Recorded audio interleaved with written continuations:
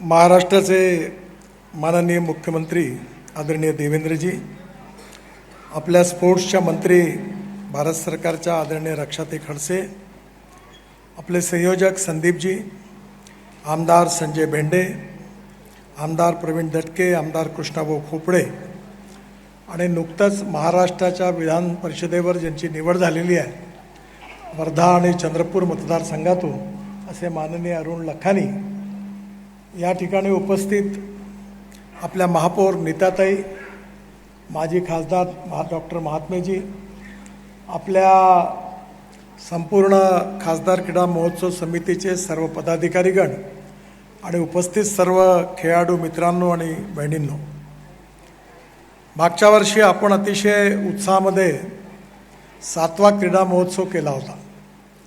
80,000 खेळाडूंनी त्यावेळी भाग घेतला.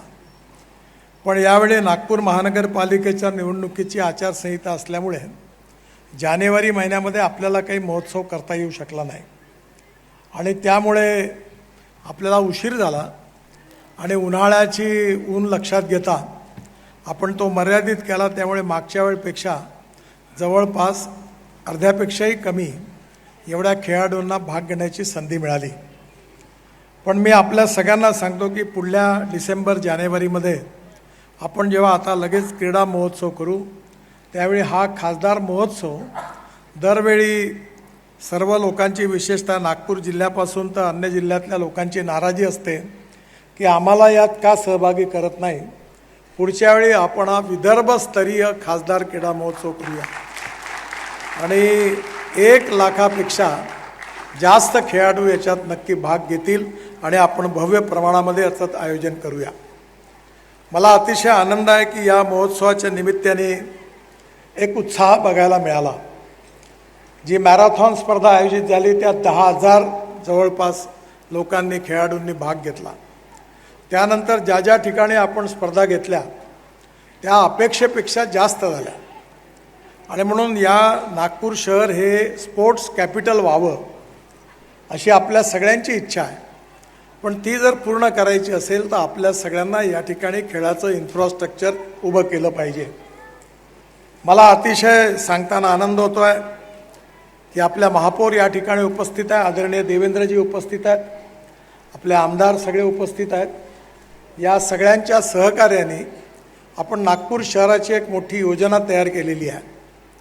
यशवंत स्टेडियमच्या तिथे आता आपण मोठं स्टेडियम तर तयार करणारच आहोत, पण त्याचबरोबर स्विमिंग टँक्स, ऑडिटोरियम, सर्व प्रकारच्या व्यवस्था असणारं अच्छा यावत सुंदर असं स्टेडियम आपण तिथे तयार करतो आहे.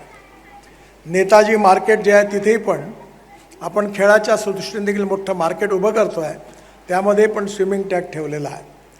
कॉटन मार्केट आणि संत्रा मार्केट याच्याही भव्य प्रकल्पामध्ये पूर्ण स्पोर्ट्सच्या सगळ्या सुविधा राहणार आहे. त्याचबरोबर पारडीला NHI तर्फे ते मार्केट उभं करण्याकरता आम्ही 40 कोटी रुपये दिलेले आहे आणि महानगरपालिकेला, आणि त्या ठिकाणी मोठा स्पोर्ट्स क्लब पारडीलाही पण आपण उभं करतो आहे, त्याचंही काम लवकरच सुरू होणार आहे. कमाल टॉकीज चौकामध्येही पण हा जो उड्डाणपूल आपण आता बांधून जवळपास पूर्ण करत आणलेला आहे त्याकरता NHIने 60 कोटी रुपये मार्केट बांधण्याकरता दिलेले आहे आणि त्यामध्ये आपण मोठा त्या ठिकाणी स्विमिंग टँक, कबड्डी, खो खो यापासून बॅडमिंटन सर्व प्रकारच्या खेळांनी सुविधायुक्त मोठा स्पोर्टिंग क्लब आपण तिथेही निर्माण करणार आहे. नागपूर शहरामध्ये विशेषतः ज्या ज्या ठिकाणी आपण जागा रिकाम्या आहेत, सक्करदऱ्याला देखील आपण अशाच प्रकारचा मोठं स्पोर्ट कॉम्प्लेक्स आणि मार्केट उभं करणार आहे. साधारणतः 25 स्विमिंग टँक नागपूरमध्ये निर्माण व्हावे आणि ते विशेषतः इथल्या युवकांना, युवतींना, सगळ्यांना अतिशय स्वस्त दरामध्ये जवळपास खेळण्याकरता उपलब्ध व्हावे. या सगळ्या स्पोर्ट्सच्या माध्यमातून अजून एक कल्पना समोर आली की आपल्या शहराच्या बाजूला महानगरपालिकेची 7 एकर जागा आहे आणि त्या ठिकाणी स्पोर्ट्स करताच आहे. तर त्या ठिकाणी पण आता प्रपोजल तयार करून कल्पना अशी आहे की आपण एक क्लब तयार करायचा आणि क्लबच्या पैशामधून कबड्डी, खो खो, व्हॉलीबॉल, बास्केटबॉल ही सगळी ग्राउंड स्वस्तात जवळपास सगळ्या आपल्या मुलांना खेळता येईल अशी करायची आणि त्याच्या बाकीच्या पैशातून मग क्लब उभा करायचा. असाच एक क्लब आपण नंदनवनच्या पुढे पूर्व नागपूरमध्ये कृष्णा खोपडे यांच्या मतदारसंघामध्ये आपण करायचं ठरवलेलं आहे. त्याची मेंबरशिप पण सुरू होणार आहे आणि त्याचं टेंडर काढून महानगरपालिकेकडनं ते आपल्याला माननीय देवेंद्रजींच्या सहकार्याने मिळेल आणि नक्कीच त्या ठिकाणी पण मोठ्या सुविधा होणार आहे. या ठिकाणी MIDCची 9 एकर जागा आहे जी आपल्या इथे वाडीला आहे. त्याही ठिकाणी आपण एक स्पोर्ट क्लबचा प्लॅन पूर्ण केला आहे. लवकरच त्याच्याही कामाला सुरुवात होणार आहे आणि मुळे त्याही भागामध्ये खेळण्याच्या सुविधा प्राप्त होणार आहे. नागपूर शहरातल्या विशेषतः पूर्व नागपूर असेल, उत्तर नागपूर असेल, दक्षिण नागपूर असेल, जो मागासलेला भाग आहे जिथे गरीब वस्ती आहेत, तिथल्या मुलामुलींनाही खेळण्यात चांगली संधी मिळाली पाहिजे याचा प्रयत्न आहे. या ठिकाणी रक्षाताई उपस्थित आहेत, देवेंद्रजी उपस्थित आहेत.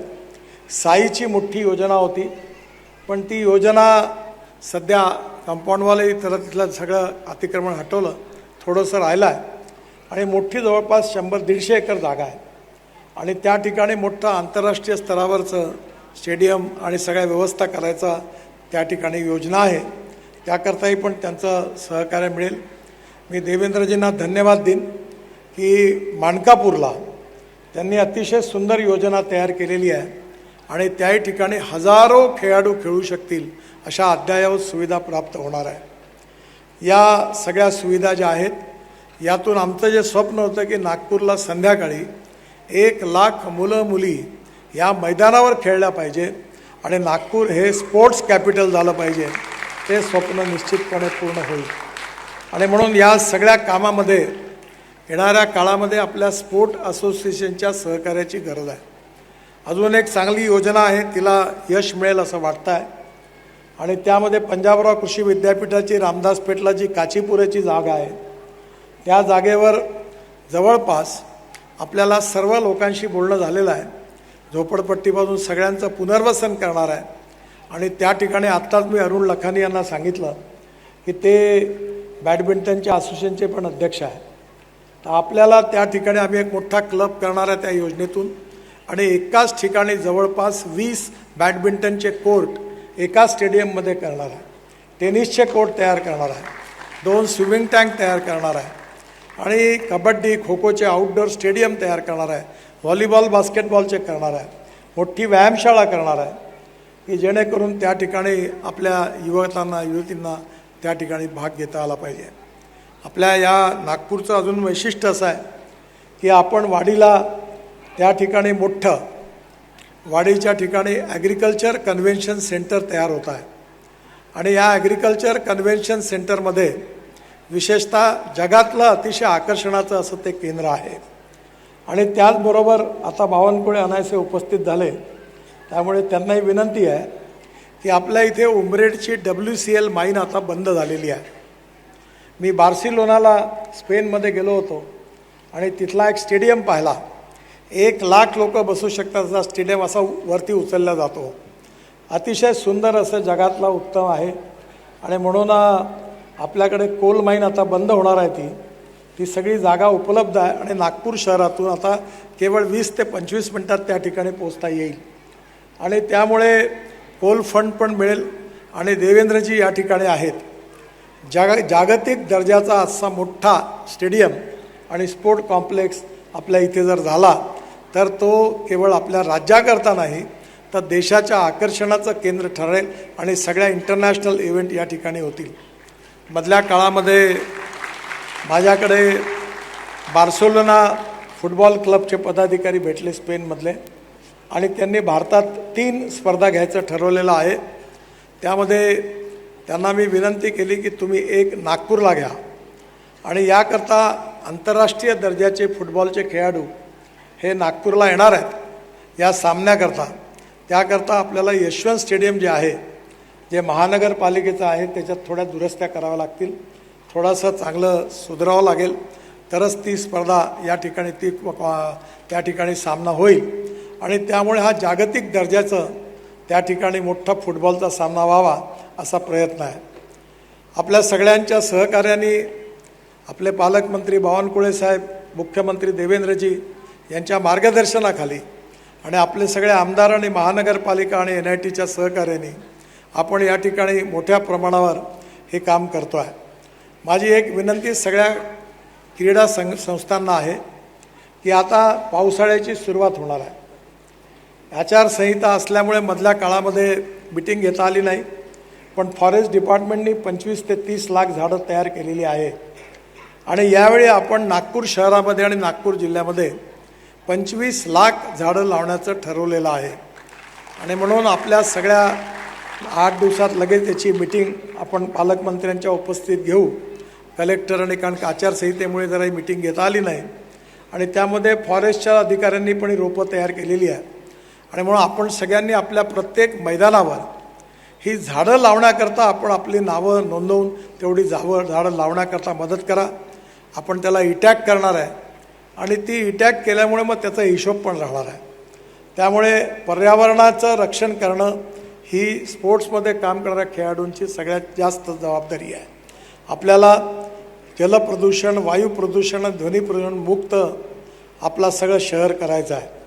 मला आनंद आहे की परवाच मी देशातली पहिली मारुती सुझुकीची वॅगनर गाडी ही 100% बायो इथेनॉलवर चालणारी लॉन्च केली आहे आणि आपल्या 5 पैकी 3 मोटरसायकल ज्या कंपनीच्या हिरो त्यांनी 2 मोटरसायकल 100% इथेनॉलवर आपण त्या ठिकाणी ते पण लॉन्च झालेलं आहे। आपल्या नागपूर शहराला आणि जिल्ह्याला आता लवकरच आपण पेट्रोल मुक्त करण्याचा आपण सगळ्यांनी संकल्प करावा आणि यानंतर घेणारी गाडी जी आहे ती एक तर इथेनॉलवरची नाही तर इलेक्ट्रिकवरचीच आपण घेऊ, पण फॉसिल फ्युएलवरची घेणार नाही आणि प्रदूषण होऊ देणार नाही। अशी जर काळजी आपण घेतली तर आपल्या सगळ्यांचं जीवन सुसह्य होण्याकरता मदत होणार आहे। पुन्हा एकदा या स्पर्धेमध्ये आपण सगळ्यांनी भाग घेतला। अनेक उत्तम क्रीडा क्षेत्रात ज्यांनी काम केलं आणि जे एखाद्या पिलरप्रमाणे उभं राहून त्यांनी या खेळाला प्रोत्साहन दिलं, त्याकरता अशा सगळ्या क्रीडा क्षेत्रात काम करणाऱ्या मोठ्या प्रवर्तक अशा महर्षींचा सत्कार आपण केलेला आहे। असे अनेक लोक अजून जास्त तयार झाले पाहिजे, तेव्हाच आपल्याला हे क्रीडा विश्व अजून सन्मानित होणार आहे आणि म्हणून याकरता त्यांचा जसा सत्कार झाला तसं ज्या खेळाडूंनी आज या ठिकाणी स्पर्धेत यश मिळवलं त्यांचाही सत्कार होणार आहे। आपल्या इथे प्रत्येक एरियात वेगवेगळी वैशिष्ट्य आहे। आपल्या मध्य नागपूरमध्ये, उत्तर नागपूरमध्ये आणि कामठीमध्ये फुटबॉल आहे। आपल्याकडे सदरमध्ये हॉकी आहे, महालामध्ये कबड्डी खो खो आहे, पश्चिम नागपूरमध्ये कबड्डी खो खो आहे, त्याचबरोबर क्रिकेटची पण मोठी मैदानं तयार झालेली आहे। त्यामुळे येणाऱ्या काळामध्ये आपल्या शहरात सर्व प्रकारचे राष्ट्रीय खेळ असतील, त्या सर्व खेळाडूंनी भाग घेतला पाहिजे। अनेक शाळांची जी मैदानं आहेत ती पण चांगली आहेत। माझी महापौरांना विनंती आहे की NITचं पाणी शुद्ध करणारे काही 4-5 प्रकल्प NITचे महानगरपालिकेचे आहे आणि कालच बावनकुळे साहेब, मी एका कार्यक्रमात होते, आपल्या विद्यापीठाच्या कुलगुरू होत्या, तर विद्यापीठ कॅम्पसच्या समोरची झाडं पाण्या वाचून वाळताना मला बघायला मिळाली। तेव्हा मी त्यांना सूचना केली की आपल्याजवळ पाणी आहे, हे जे रिसायकलिंग केलेलं पाणी आहे हे सगळ्या शाळांना, कॉलेजला, युनिव्हर्सिटीला, ज्या ज्या ठिकाणी मैदानावर मुलं उन्हाळ्यात खेळतात त्या ठिकाणी हे पाणी टाकण्याकरता जर आपण दिलं तर मैदानं खेळण्याच्या स्थितीमध्ये राहतील आणि याच पाण्याचा उपयोग आपण झाडाच्या रक्षणाकरता केला तर आपली झाडं देखील वाढण्याकरता मदत होईल। जवळपास 5-6 ठिकाणी हे पाणी उपलब्ध आहे आणि म्हणून त्या योजनेचा देखील आपण क्रीडा मंडळांनी फायदा घ्यावा। या ठिकाणी आपण महापौरांना आपली मागणी नोंदवावी। त्या NIT आणि महानगरपालिकेच्या थ्रू आपल्या मैदानावर बाल्या बोरकर आपले इथे उपस्थित आहेत।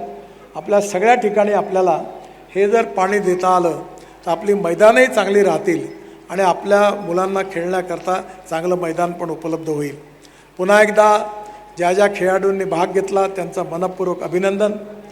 ही स्पर्धा यशस्वी करण्यामध्ये संदीप जोशी आणि त्यांच्या नेतृत्वाखाली सर्व क्रीडा संघटना यांनी खूप प्रयत्न केले, विशेषतः पियुष आंबुलकर यांनी खूप परिश्रम घेतले आणि सगळ्या क्रीडा असोसिएशननी याची जबाबदारी समर्थपणे सांभाळली।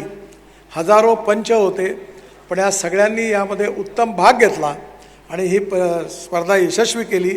याबद्दल पुन्हा एकदा सगळ्यांचं मनापासून अभिनंदन करतो आणि त्यांना खूप खूप शुभेच्छा देतो।